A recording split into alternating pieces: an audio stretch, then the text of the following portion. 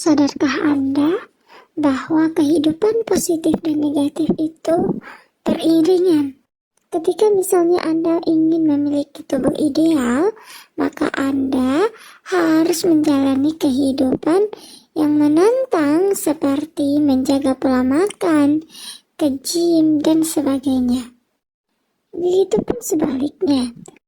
Ketika Anda hanya ingin hidup berlalai-lalai, hanya rebahan saja, maka bersiaplah Anda akan menjalani kehidupan masa depan yang kurang menjanjikan.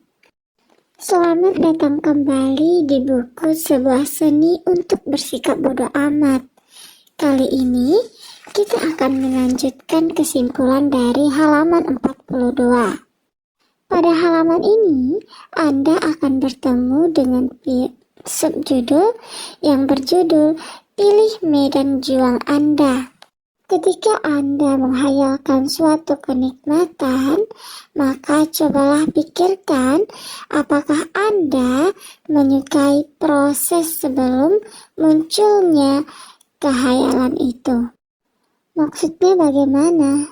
Jadi, ketika Anda misalnya ingin mempunyai kepopuleran seperti artis papan atas atau seorang penyanyi yang terkenal, maka coba Anda bayangkan betapa banyak waktu yang dibutuhkan untuk latihan vokal atau latihan acting.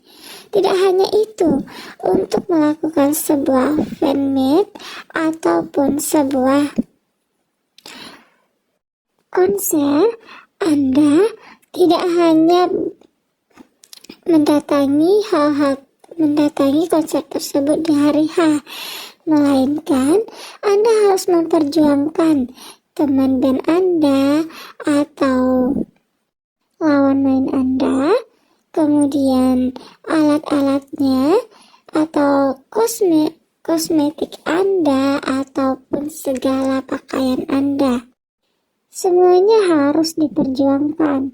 Maka ketika keinginan Anda atau mimpi Anda membuat Anda tidak menginginkan melakukan prosesnya, maka percayalah, sejatinya mimpi dan keinginan Anda itu tidak benar-benar Anda inginkan. Alih-alih bertanya tentang bagaimana atau apa yang Anda inginkan, tetapi cobalah untuk bertanya rasa sakit apa yang ingin Anda perjuangkan dalam hidup Anda. Karena ketika kita bertanya kepada orang-orang apa yang ia inginkan, tentu hal itu adalah pertanyaan yang sangat klasik. Namun sejatinya pertanyaan itu tidak terlalu berguna ketika kita ataupun Anda tidak ingin melalui prosesnya. Selain menanyakan apa yang ingin Anda lalui dari sebuah penderitaan, pertanyaan selanjutnya tentang mimpi Anda bukan tentang bagaimana jika, tapi bagaimana kapan. Ketika Anda mempertanyakan kapan, maka di sanalah Anda dituntut untuk membuat sebuah rencana. Ketika Anda tidak berhasil untuk merancang sebuah rencana untuk mewujudkan mimpi Anda, maka itu pertanda bahwa Anda akan selalu tertidur dan bermimpi. Kita kerap kali jatuh cinta kepada hasil, tetapi tidak menikmati prosesnya.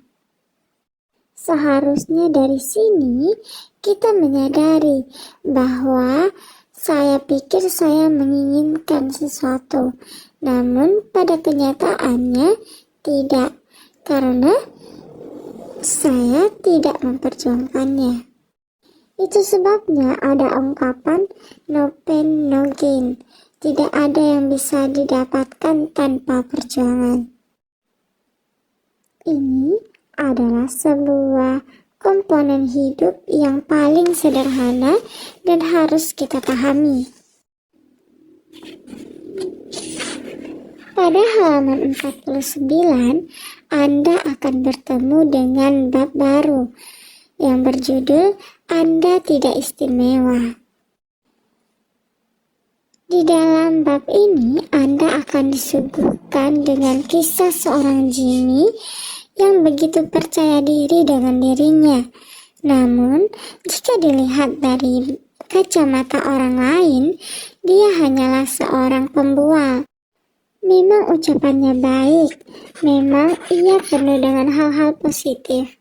Namun, kenyataan dalam praktek kehidupannya, ia adalah seorang yang hanya bermodalkan omongan doang.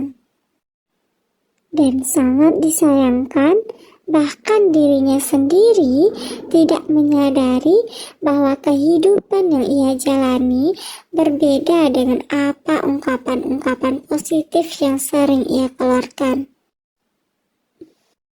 Jimmy ini adalah orang yang sangat menghargai dirinya.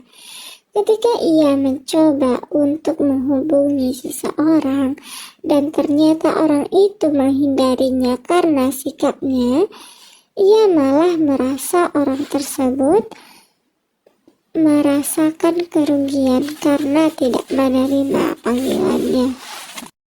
Tahukah Anda, peningkatan penghargaan diri ini adalah ukuran dasar pada seberapa positif orang melihat diri mereka sendiri.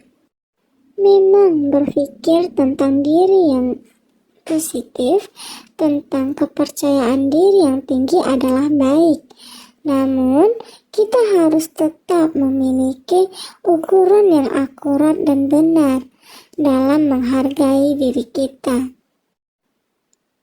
Seharusnya di dalam kehidupan, kita tidak hanya berpikir tentang hal-hal positif saja, tapi melainkan kita harus memahami aspek negatif dari diri kita.